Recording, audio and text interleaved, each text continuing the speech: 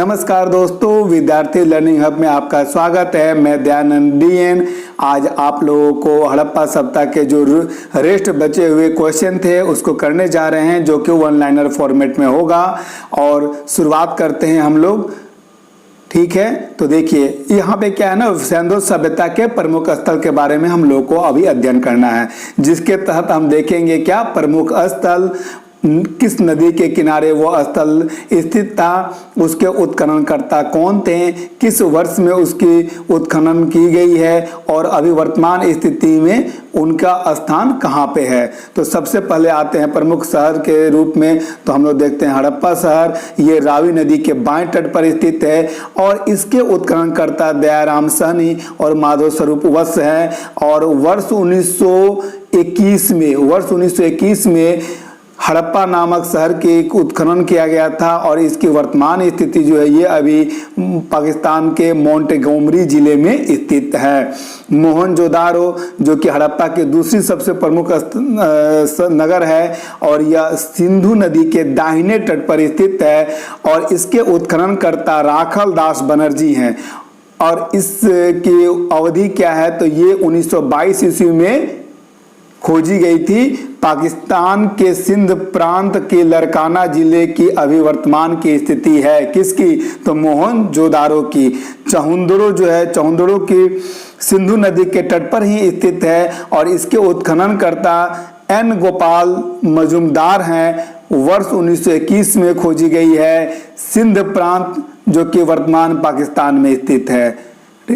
कालीबंगा जो है वो घग्गर नदी के तट पर स्थित है। बीबी लाल एवं बी के थापर इसके उत्खनन करता है और वर्ष 1953 ईस्वी में इसकी उत्खनन की गई थी। वर्तमान में राजस्थान के हनुमानगढ़ जिले में इसकी अवस्थिति है।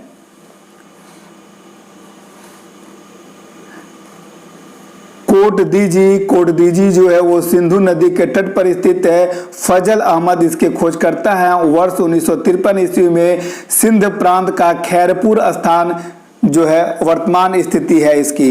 रंगपुर जो है भादर नदी के, मादर नदी होगा, गलत दिया हुआ है। रंगपुर मादर नदी के तट पर स्थित है। रंगनाथ राव इसके उत्खनन करता है। वर्ष 1953-54 में इसका उत्खनन किया गया था और वर्तमान स्थिति जो है इसकी गुजरात का काठियावाड़ जिले में स्थित है। और रोपड़ जो है वो किस नदी के तट पर है, तो रोपड़ सतलज नदी के तट पर है और यह सतलज नदी वर्तमान पंजाब में पड़ता है। इसके उत्खननकर्ता यज्ञदत्त शर्मा है। वर्ष 1953 से 56 में इसकी खुदाई की गई थी और यह वर्तमान पंजाब के रोपड़ जिले में स्थित है। लोथल जो है वो भोगवा नदी के तट पर स्थित है, जिसके उत्खननकर्ता रंगनाथ राव हैं। वर्ष 1955 से 1962 के बीच में इसका उत्खनन किया गया था। वर्तमान में गुजरात का अहमदाबाद जिला आता है। आलमगीरपुर जो है वो हिंडन नदी के किनारे है और यज्ञदत्त शर्मा इसके उत्खनन करता है। वर्ष 1958 में इसका उत्खनन किया गया था, जो कि उत्तर प्रदेश के मेरठ जिले में इसकी वर्तमान स्थिति है। शुद्ध कांगेडोर जो कि दास्क नदी के तट पर स्थित है। आरएन स्टाइल और जॉर्ज डेल से इसके उत्खनन करता है। वर्ष 1927 से 1962 पाकिस्तान के मकरान के समुद्र तट के किनारे जो स्थित है। कौन? सुत कांगेडोर। बनावली जो है सरस्वती नदी के किनारे स्थित है। रविंद्र सिंह विष्ट, आरएस विष्ट इसके उत्खनन करता थे। वर्ष 1974 में हरियाणा के हिसार जिले में इसकी स्थिति है। धौलावीरा जो है जिसको उत्खनन करता रविंद्र सिंह विष्ट हैं। 1990-91 में गुजरात के कच्छ जिले में इसकी स्थिति है। इस तरह से हम लोगों ने देखा क्या, सिंधु सभ्यता के प्रमुख स्थल, जिसमें हम लोगों ने देखा प्रमुख स्थल, नदी, उत्खननकर्ता, वर्ष और वर्तमान स्थिति। तो कभी कभी क्या है ना कि ये नदी पूछ दी जाती है कि हड़प्पा कालीन नगर, कौन सा नगर किस नदी के तट पर स्थित है, या इसके उत्खननकर्ता कभी कभी तो वर्ष भी पूछी जाती है, हालांकि वर्ष पूछने की जो है एक ही दो बस 1921 और 1922 जो कि हड़प्पा और मोहनजोदड़ो से संबंधित है, वहां से क्वेश्चन पूछता है और इसकी वर्तमान स्थिति से भी क्वेश्चन पूछी जाती है। आगे चलते हैं और देखते हैं नेक्स्ट क्वेश्चन की ओर, और जिसमें है कि सिंध का नखलिस्तान या बाग हड़प्पा सभ्यता के किस पुरा स्थल को कहते हैं? तो मोहनजोदारो को कहते हैं। किस पुरा स्थल को कहते हैं? मोहनजोदारो को।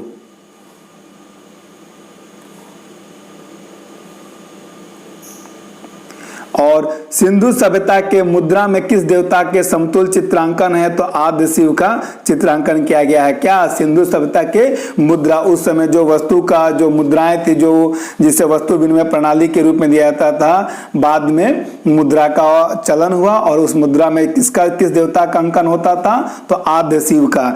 मोहनजोदारो को किस एक अन्य नाम से जाना जाता है? तो मोहनजोदारो शब्द का जो है सिंधी भाषा में मीनिंग होता है मृतकों का टीला, और इसलिए मोहनजोदारो को अन्य नाम से, जिसका क्या कहा जाता है, मृतकों का टीला के नाम से भी जाना जाता है। हड़प्पन स्थल सनौली, जो कि वर्तमान कुछ ही दिन पहले खोजी गई है, कुछ उत्खनन करता है इसके, जो कि बागपत जिले में उत्खनन से प्राप्त क्या है? मानव समाधान प्राप्त हुई है।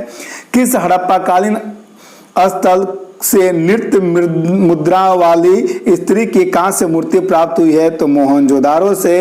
किस हड़प्पा कालीन स्थल से पुजारी की प्रस्तर मूर्ति प्राप्त हुई है? हड़प्पा से। रोमन, सिंधु, यूनानी और मिस्र की सभ्यताओं में से कौन सी सभ्यता नील नदी के तट पर पनपी है? तो मिस्र की जो सभ्यता है वो नील नदी के तट पर पनपी है। हड़प्पीय स्थल और उसकी अवस्थिति, तो देखिए मांडा जो है वो जम्मू कश्मीर में स्थित है। दैमाबाद प्रवरा नदी के तट पर महाराष्ट्र में स्थित है। राखीगढ़ी हरियाणा में स्थित है, और दधेरी जो है वो पंजाब में स्थित है, इसकी अवस्थिति है।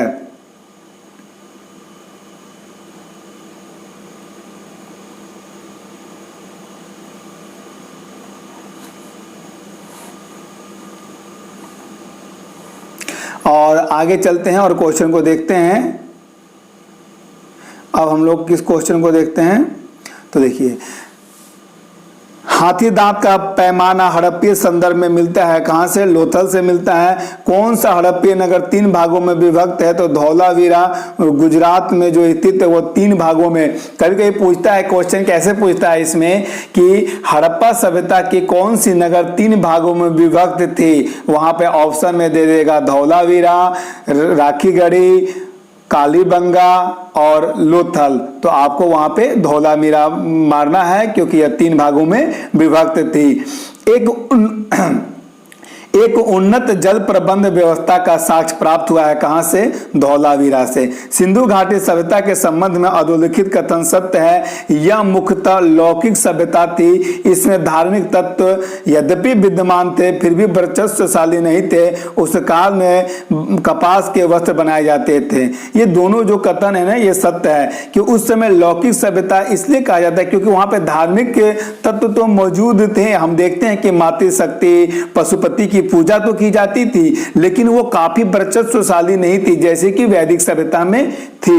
इस तरह से हम लोग आज हड़प्पा सभ्यता के कंप्लीट जो क्वेश्चन आंसर हैं जो कि परीक्षा वाणी बुक से ली गई है उसको हम लोगों ने कंप्लीट कर चुके हैं। अब देखते हैं हम लोग नए तरीके से और वैदिक सभ्यता के बारे में भी कुछ इंट्रो कर लेते हैं, जिसमें आज हम लोग देख रहे हैं क्या, वैदिक कालीन सभ्यता जो कि 1500 ईसा पूर्व से लेके 600 ईसा पूर्व का काल है। हम जानते हैं कि हड़प्पा जो है उसका काल 2300 ईसा पूर्व से लेके 1750 ईसा पूर्व तक था, और वैदिक संस्कृति में 1500 ईसा पूर्व से लेके 600 ईसा पूर्व तक के काल को वैदिक संस्कृति कहते हैं। इस काल को भी 2 कालखंडों में बांटा गया है, जिसमें 1500 ईसा पूर्व से लेके 1000 ईसा पूर्व के काल को ऋग्वैदिक काल कहते हैं, और 1000 ईसा पूर्व से लेके 600 ईसा पूर्व तक के काल को उत्तर वैदिक काल कहते हैं। तो चलिए आइए देखते हैं इसमें हम लोग क्वेश्चन। जिस प्रकार से पहला क्वेश्चन है त्रयी नाम है, यानी कि पूछा जाए त्रयी का नाम क्या है, तो हम लोग जानते हैं कि 3 वेद जिसमें ऋग्वेद, यजुर्वेद और सामवेद आते हैं, इसे त्रयी कहा जाता है। वैदिक नदी कुंभा, कुर्मु, गोमती, गोमल भी कहा जाता है, सुबालु, स्वात का स्थान निर्धारित किया गया है। तो ये जितनी भी नदियां हैं, ये सभी नदियां कहाँ पे हैं? अफगानिस्तान में स्थित है। वैदिक नदी कौन कौन सी? कुंभा है, कुर्मु है, गोमती है जिसे गोमल भी कहा जाता है, एवं सुबालु जिसे स्वात भी कहा जाता है। ये सभी जो है अफगानिस्तान से संबंधित नदियां हैं। अब सही सुमेल कीजिए, जैसे कि ऋग्वेद जो है स्रोत और प्रार्थनाएं है। ऋग्वेद में क्या चीज की विवेचना है? स्रोत और प्रार्थनाएं है। यजुर्वेद में क्या है? स्रोत और कर्मकांड है। और सामवेद में क्या है? संगीतमय स्रोत है, संगीतमय स्रोत है।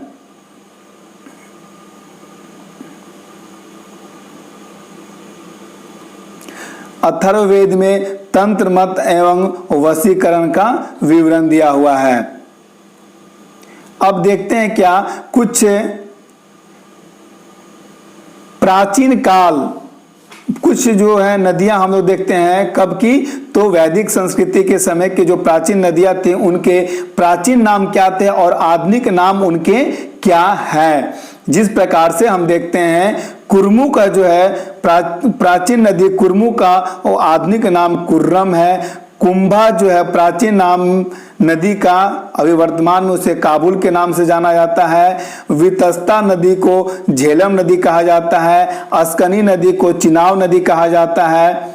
और परुसनी नदी को जो है पुराना नाम, अभी वर्तमान में इसे रावी नदी कहते हैं। सतुद्री जो है पुराना नाम, जिसे अभी सतलज नदी कहते हैं। विपाशा जो है, विपाशा नदी को वर्तमान में व्यास नदी कहते हैं। गंडक नदी को वर्तमान गंडक नदी को प्राचीन नाम सदानीरा है। द्विशद्वती नदी, घग्गर नदी को द्विशद्वती नदी कहते हैं। गोमती नदी जो है गोमल नदी को गोमती नदी कहते हैं। गोमती नदी जो थी अभी वह आधुनिक काल में उसे गोमल नदी के नाम से जाना जाता है। सुवास्तु नदी जो प्राचीन नदी थी उसको वर्तमान में स्वात नदी के नाम से जाना जाता है। इस प्रकार से हम लोग जो है नदियों के नामों के वर्णन किए, जो कि प्राचीन नाम और आधुनिक नाम में क्या अंतर है। भारत के किस स्थल की खुदाई से लौह धातु के प्रचलन के प्राचीनतम प्रमाण मिले हैं? अंतरजी खेड़ा। उपनिषद पुस्तकें हैं, क्या है? तो उपनिषद पुस्तक दर्शन है, दर्शन पर आधारित है। प्राचीन शहर तक्षशिला किन 2 नदियों के मध्य स्थित है?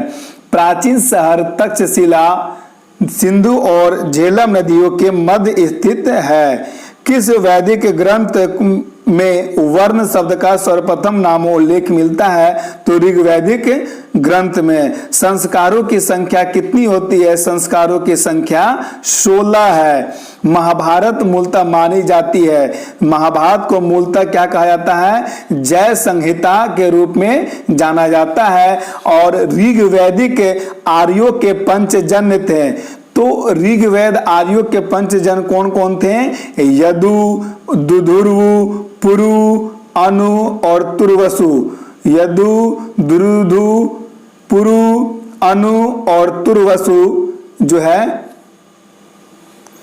ऋग्वैदिक आर्यों के पंचजन्य थे।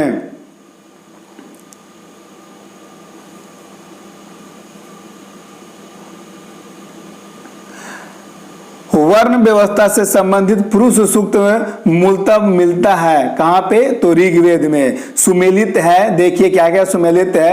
अथर्ववेद जो है औषधियों से संबंधित अथर्ववेद में अध्ययन किया था। ऋग्वेद में ईश्वर की महिमा का गुणगान किया गया है। ऋग्वेद में क्या किया गया है? तो ईश्वर की महिमा का गुणगान किया गया है। यजुर्वेद में बलिदान विधि का वर्णन किया गया है। सामवेद में संगीत का वर्णन किया गया है। वैदिक साहित्य का सही क्रम क्या है? वैदिक संहिता, ब्राह्मण, आर्यनक और उपनिषद। वैदिक साहित्य का सही कालानुक्रम क्या है? वैदिक संहिता, ब्राह्मण, आर्यनक और उपनिषद। और वैदिक नदियां और उनके आधुनिक नाम का सुमेल कीजिए। तो कुंभा को जो है काबुल नदी के नाम से जाना जाता है वर्तमान समय में। परुसनी नदी, प्राचीन नदी जो है उसको रावी नदी के नाम से वर्तमान समय में जाना जाता है। सतुद्री को ही सतलज नदी कहा जाता है और सदानीरा को ही गंडक नदी कहा जाता है आधुनिक काल में।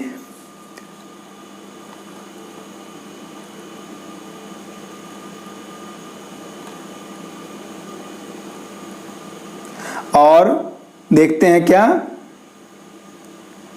तो आगे वाला क्वेश्चन देखिए, धर्म तथा रीत भारत प्राचीन वैदिक के एक केंद्रीय विचार को चित्रित करते हैं और इस संदर्भ में अधोलिखित कथन सत्य है। धर्म व्यक्ति के दायित्व एवं स्वयं तथा दूसरों के प्रति व्यक्तिगत कर्तव्यों का संकल्प करता है। कौन? तो धर्म करता है।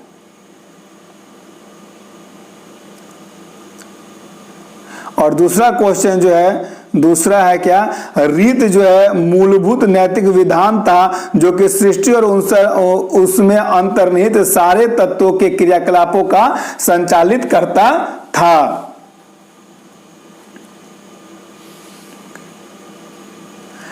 वैदिक देवताओं का पुरोहित किसे माना जाता है? वैदिक देवताओं का पुरोहित बृहस्पति को माना जाता है। उपनिषद काल के राजा अश्वपति शासक थे, कैकेयी के शासक थे।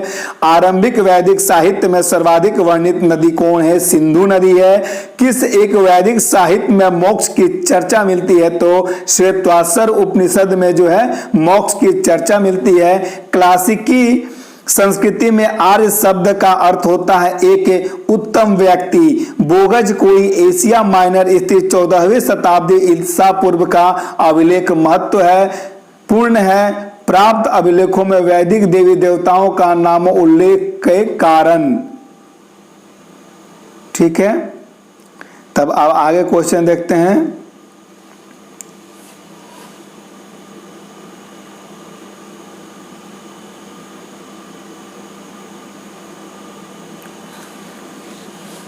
कौन सा अभिलेख ईरान से भारत में आर्यों के आने की सूचना देता है? तो बोगज कोई अभिलेख जो है वो भारत में ईरान से आने के आर्यों की सूचना देता है। किस ग्रंथ में पुरुष मेघ का उल्लेख है? शतपथ ब्राह्मण में जो है वो पुरुष मेघ का उल्लेख है। किस वेद का संकलन ऋग्वेद पर आधारित है? तो सामवेद का जो संकलन होता है वो ऋग्वेद पे आधारित होता है।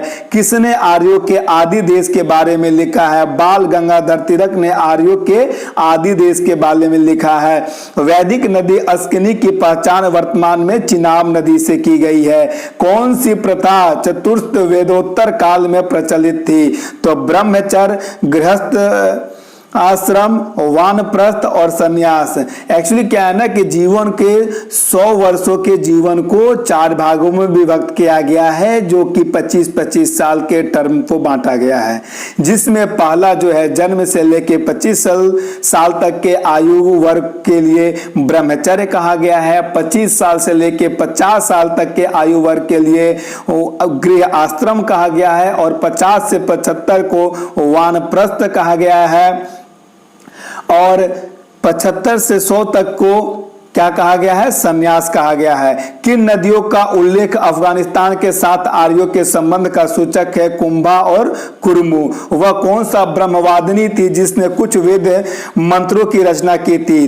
तो प्रथम नाम है लोपामुद्रा, फिर घोषा, फिर विश्वतारा और फिर अपाला आदि जो स्त्रियां थी वो कुछ वेदों की भी रचना की थी।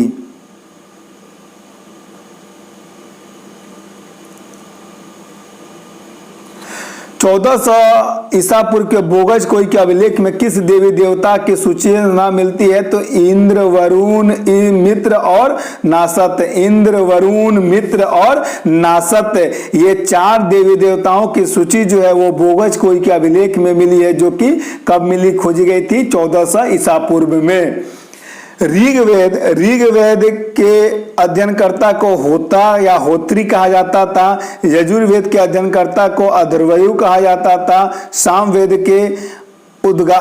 के गायन करने वाले को उद्गाता कहा जाता था और अथर्ववेद के गायन करने वाले को ब्राह्मा कहा जाता था।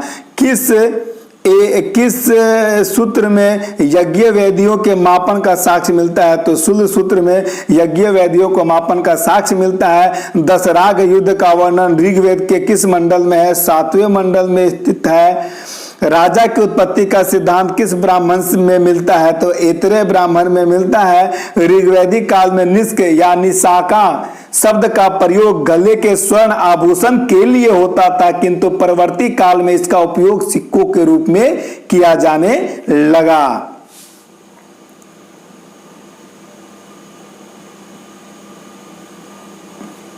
शतपथ ब्राह्मण में उल्लिखित राजा विदेह माधव से संबंधित है। ऋषि गौतमी रहुगण वैदिक काल में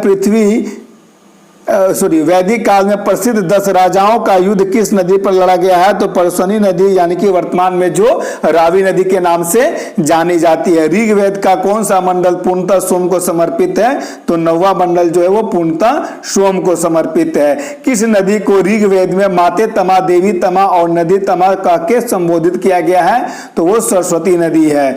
वैदिक युगीन सभा समिति और विदत्त थे। कौन सा सबसे प्राचीन वेद है? ऋग्वेद, जिसमें कि 1028 सूक्त और 10,580 ऋचाएं हैं। आइए, और इस तरह से आज का क्लास हम यहीं पे समाप्त कर रहे हैं। और जो वैदिक कालीन सभ्यता से रिलेटेड और भी कुछ वन लाइनर क्वेश्चन रह जाते हैं उसे हम नेक्स्ट पार्ट में करेंगे। कहने का मतलब है कि इतिहास के चौथे पार्ट में करेंगे, जिसमें कि कुछ और भी क्वेश्चन हम करेंगे। इस तरह से आज का क्लास यहीं पे समाप्त करते हैं। वीडियो को लाइक करें, शेयर करें और कमेंट करना ना भूलें। विद्यार्थी लर्निंग हब को सब्सक्राइब करना भी ना भूलें। जय हिंद।